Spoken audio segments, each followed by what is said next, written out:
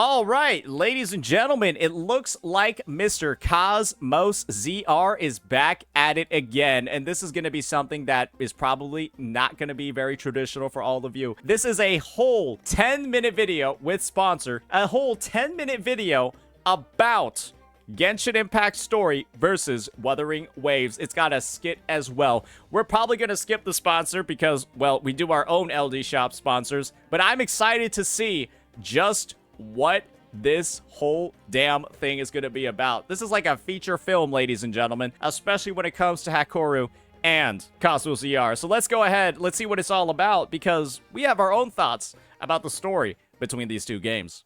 Yo, I'm about to head out, bro. Do you need anything? Oh, no, man, I'm good. I'm just about to start this story quest in Genshin Impact. Oh, you doing the story? This is the worst mistake of his life. I wasn't really a big fan of the story. Wait, really? Why? Yeah, I don't know, man. Like, it wasn't even that long, but like, there was just something about it that made it really dragged out and hard to play. Wait, did time literally just slow down? Bro, They got to make a joke about Dio in here somewhere. They've got to make a joke about Zawardo in here somewhere. Because that's honestly what it feels like is happening whenever I have to go through a Genshin story quest, guys. There is like a feeling of like existential dread whenever I think about playing Genshin Impact. And that's why my Natlan story quest is still on Act 1. Even if I were to hear that like Genshin story got really, really good in like 5.7 or 5.8, I just wouldn't play it. Because I know there's so much garbage that I have to get through in the first place. And if they do add a skip button, like what HSR is doing, we'll just have to see how good the HSR one is, then maybe I would consider playing Genshin again. I literally just told you. Right now it's 0.5 speed because you started the story. Bro, no way. This not real. I can't live like Hold on. this. I gotta talk about this. Yo, where did he go?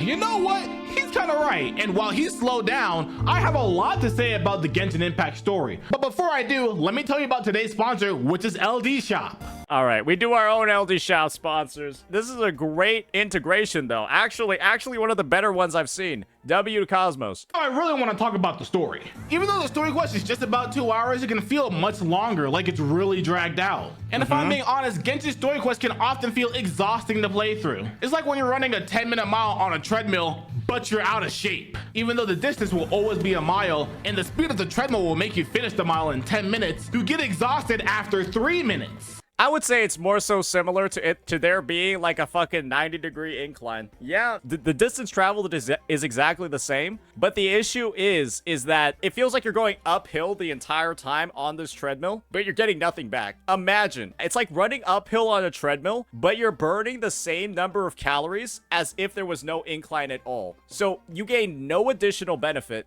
and all you feel is the suffering. That's kind of how the Genshin Impact story feels like. And after that, every minute can feel like an hour. The whole point of Genshin Impact is supposed to be to immerse you into every aspect. It's like running on the treadmill, and instead of losing weight, you gain weight. You're going uphill against an incline, and you gain weight from running on that treadmill. That's what it feels like. Of the game. But how can the game immerse you into the story when it feels like the presentation of the story is just full of yap? And yeah, I'm talking about the presentation because the core of the story is actually pretty interesting. It's just the presentation that takes you out of it.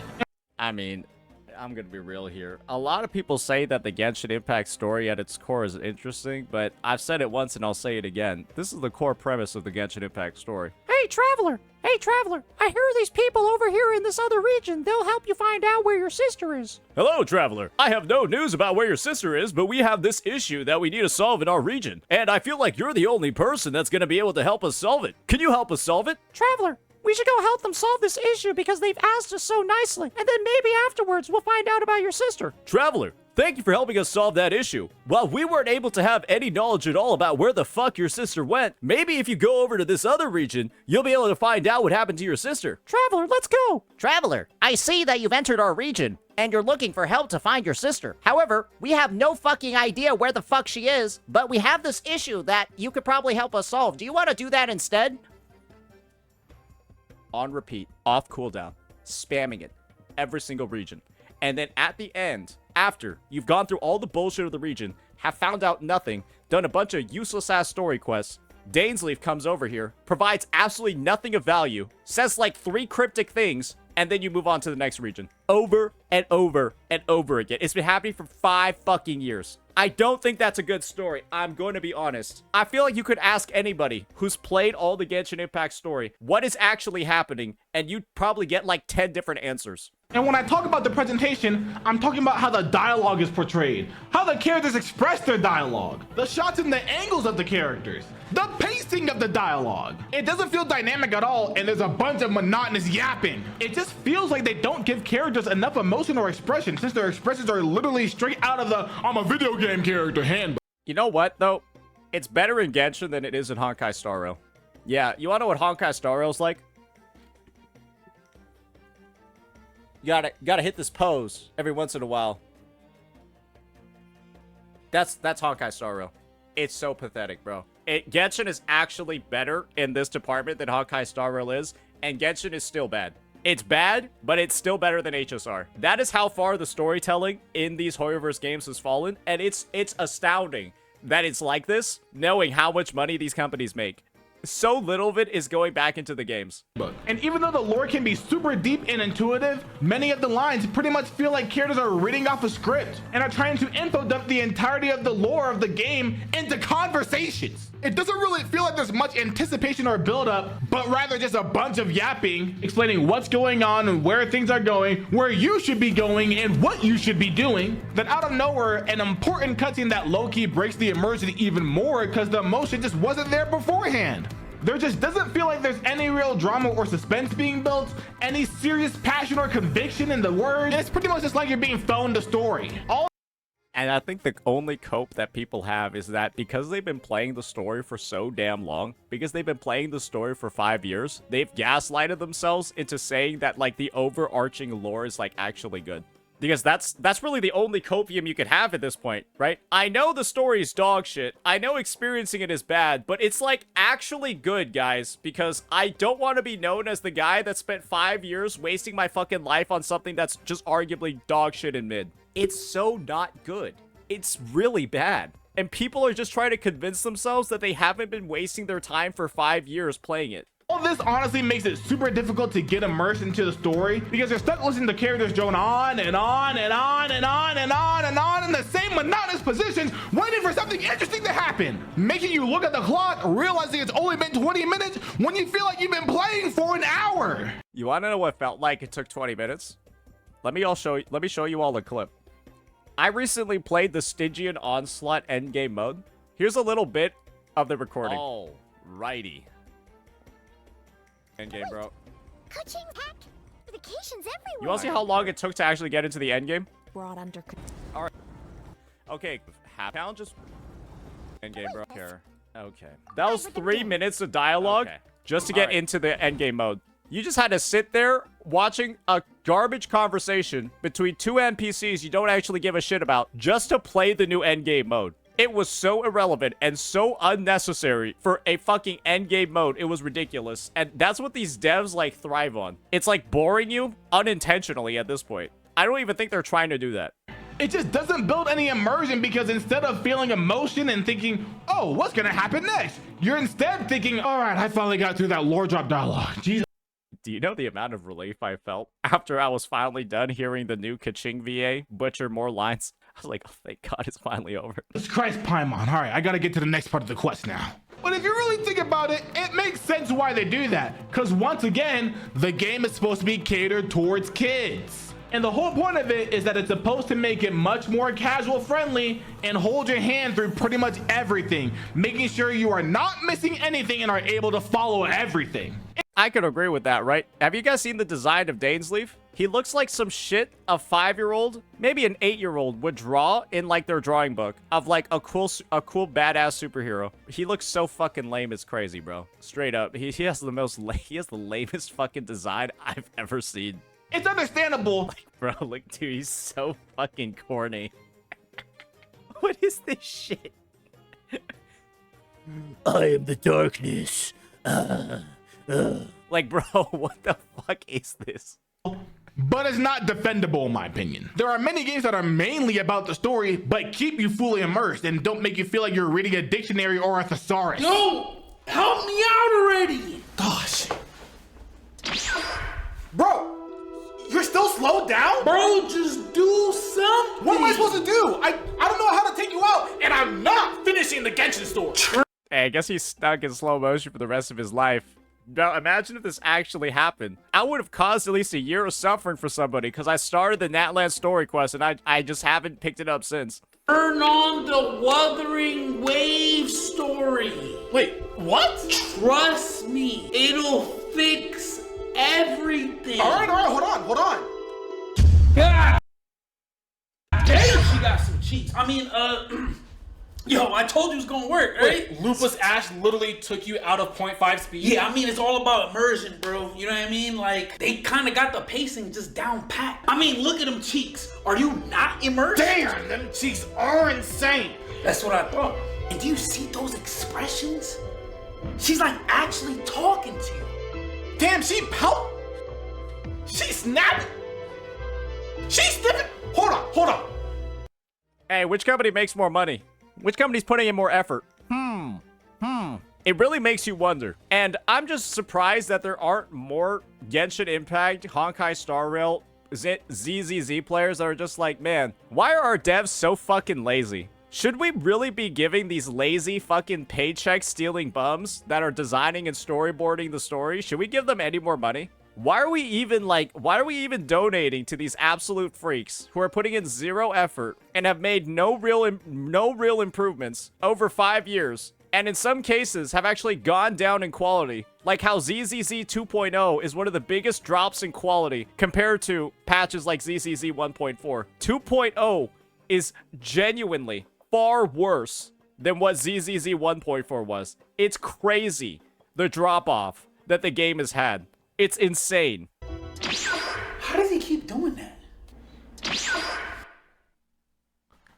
That's the kind of stuff that hooks you. Contrary to popular belief, the story quest of Wuthering Waves is pretty much the same length as Genshin Impact's. But because the characters of Wuthering Waves speak with real expression, the camera shots are dynamic and engaging, it doesn't make it feel like it's a dragged out yap fest while Paimon's translating everything to you like you're crippled and speaking for you like you're disabled.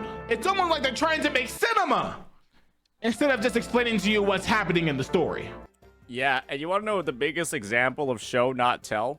Oh, sorry for showing the better fusion character. You want to know what they did for show not tell that I think drove a lot of people to want to continue playing the story? I'll show you the biggest example of it. Y'all remember this book that we got from Frolova? Yeah, y'all remember seeing this shit and you're like, oh fuck, I need to go play this entire thing. I need to take this story quest to completion. Yeah. Everybody saw this shit in game and they were like, oh fuck. Yeah, we should probably speedrun this shit. Yeah, I need to find out what the fuck is going on over here. Why does this shit say Doomsday? Why does she look like she's fucking dying? What's going on here, ladies and gentlemen? And you don't have drive like that in Genshin Impact. You don't, because for some godforsaken reason, people have decided to adapt to the absolute mid that is the Hoyoverse storytelling style. Foreshadowing is a word that those writers have never heard a single time in their life. And instead of showing a picture like this to the audience, they would have shown a black screen with white text, or they would have explained it with 3 paragraphs worth of dialogue. And so even like those hard-hitting moments that are supposed to like hook you in and actually have impact, have none at all. Which is ironic in a game called Genshin Impact. Part of this is done by the fact that the characters really feel like they're actually a part of the story, rather than just watching the story unfold. And even then, Wuthering Waves' story is not perfect. It has a good amount of plot holes, and some things can be better explained. And honestly, sometimes the beginning of the story quest can take a little long to get into, but the majority of the dialogue is also really well written, and it's not just a bunch of yapping and info dumping. I think maybe for some of the earlier quests, but I would say from like probably from like 1.3 onwards, it didn't feel like that bad in pacing to me, to be honest. Yeah, and if there were plot holes, I think the biggest one was like 1.3, the whole plot hole with like, oh, how the Tethys system recovered. And then we found out in the next quest that it was because of Abby. And that's why Abby's like injured and needs to go to Ridacida. So it all kind of ended up getting answered at the end of the day. Actually natural and engaging. Lupus the name, gladiator by trade. Guess we're acquainted now after crossing blades. Bars! name? Bars, chat. She's spitting bars too. Lupa's the name. Gladiator by trade. Crossing Blades. What's your name? Oh my god. The I think Cosmos comes after reading a Dr. Seuss book. characters sound like real people with their own personalities, motivations, and drama that they have to keep you engaged and interested. And on top of that, contrary to popular belief, while Wuthering Waves does add fan service to keep people more hooked, it's not overdone like in many other games. It's just enough to keep you hooked to the story while not having too much of it where it breaks your immersion and makes you feel like that's what it's all about. The way that they use fan service isn't just to get you to goon over ass and titties, because it's also used to make characters more distinguishable from the others. Pretty much like adding aura to make you care about them. Y'all might think I'm capping, but I'm not capping for real. They usually actually do have the fan service in the most badass scenes, right? If we're being entirely fair, it is actually quite true. And it's not like they're just like waving around their asses and stuff, or like jiggling their titties in like normal dialogue. It's pretty sparingly done. It's almost done in like a tasteful way, some could say. Yo, I'm not. God damn! The pacing is well balanced with a good mix of action, dialogue, and quiet moments, allowing you to feel the emotion of the characters, understand their dramas and passions through what's actually happening in the story, instead of it just being explained to you in an hour-long yap fest. You're not just listening to characters drone on and on and on and on and on and on. You're actually living the story. The emotions are real, the suspense is there, and the drama actually feels dramatic. And you want to know what the thing is? The ironic part about a show not tell is that it actually seems like it's less work. Because when you're showing more and not speaking as much, that means that you should theoretically not need as much like dialogue, stuff with like VAs going around translating stuff into like all the 7 different languages the game is in. And like, you would imagine that Hoyoverse would have figured that out by now, or it's just their animators are just lazy as shit. And they would rather have more of the work done by the VA so they can like outsource as much of it as possible from the actual like teams working on the game. They're not just trying to get you from point A to point B. They're trying to tell a story that actually immerses you. And it works. When you're playing Wuthering Waves, you feel like you're a part of the world. Oh yeah, this is what I mean by, this was the start of the Septimont story quest. This was the start of it. You like floating in on this wing ray and then seeing like the entire environment with like this beautiful lighting. That's what I mean by, I don't necessarily think the start of the quest was relatively slow since like the early 1.x versions of the game, because this is one of the best starts to a quest I think the gacha space has ever seen. This is a start of the quest that is reminiscent of like AAA huge budget titles. Like you're actually in the story. Some people say Wuthering Waves is more geared towards a specific type of player, but I think that's actually what makes it feel more immersive. I don't even think it's geared towards a specific type of player. I think it's just geared towards people that like good games, frankly. Like, why do you think there are so many like non-traditional gacha players that enjoy and want to play Wuthering Waves? It's not trying to appeal to everyone. Think your Asmon Golds, think your Nicholas Lights, think your fucking Mudahar, right? From like some ordinary, like those guys. They actually are genuinely interested in playing this game, probably because they see shit like this and they're like, damn, that actually looks pretty damn good. That looks kind of fun. It's just trying to tell a story that it wants to tell and keep you invested. And like Gacha Jesus once said, a game made for everyone is a game made for no one. I mean, that's the thing. I honestly feel like Wuthering Waves is one of the widest reaching games you can have in terms of, feels like it's made for the most people. I actually feel like this is like a little bit of a misfire, actually. Why would Wuthering Waves be like so accessible to so many different people that play so many different genres of games if it wasn't more of like the wide net sort of thing? Genshin Impact may have a much more intuitive story and extremely deep lore, but if you don't have the expression and the emotion to back up the lore and just drop it like it's a Five Nights at Freddy jump scare, how can you feel immersed? And that's exactly what Wuthering Waves avoids to keep the pacing enjoyable. Yo, so you finished the story of Wuthering Waves, right? Yeah, I did, and it was really enjoyable. Thanks, bro. So you gonna do that Genshin Impact story? Cause if you are, do that shit while I'm not home, bro. Cause I am not going through that shit again. No. Yeah, well, I'm on vacation, brother. I'm gonna try a different game. I know there was this one game that people were talking about. I forgot what it was called, but I'm gonna try it. Oh, okay. You gotta play that Neverness to Neverness, right? That never ever Peter Pan. Neverness to Everness. Wait, It's over. He's about to go in 0.25 speed. Now he gonna be living in 0.1. He's gonna go backwards. Actually, he's gonna start going backwards. It's over. Is that Honkai story? No, bro. Don't start the story, bro. Don't start the story. It's worse than Genshin. Did you freeze because there's like no story in the game or something? Hit. Bro, no way the story is that slow. Huh? I knew it. It's literally worse. It's actually Zawardo.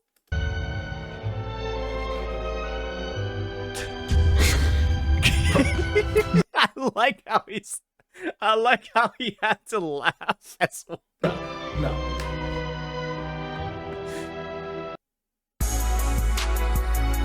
Based. Fucking based, brother. I love the recognition that while Genshin is bad and Wuthering Waves is undoubtedly better, I love the recognition that HSR reigns on top as the most dog shit of them all. I love that. That we just know for certain HSR is actually the worst of all of them. Because, ladies and gentlemen, it is, without a doubt.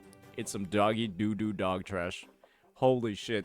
And maybe once Genshin Impact players have the same opinions about their story, they'll finally add a skip button. Because I know there are so many people coming back to HSR just because the skip button is going to be available. Yeah. So yeah, hopefully we start seeing a shift in the Hoyo games to make them a lot more playable in the future. Because one thing both of those games need desperately is a skip button. And the thing is, in Wuthering Waves version 2.4, I don't actually know who used the skip button. I don't actually know who used a skip button in this quest. There was no need. There was no need at all for a skip button across this entire thing. And that's what happens when your story is good. So yeah, let me know what you all think about this one, ladies and gents. I thought it was an awesome vid by Cosmos. And one of his longest ones yet. Absolute banger. Peace out.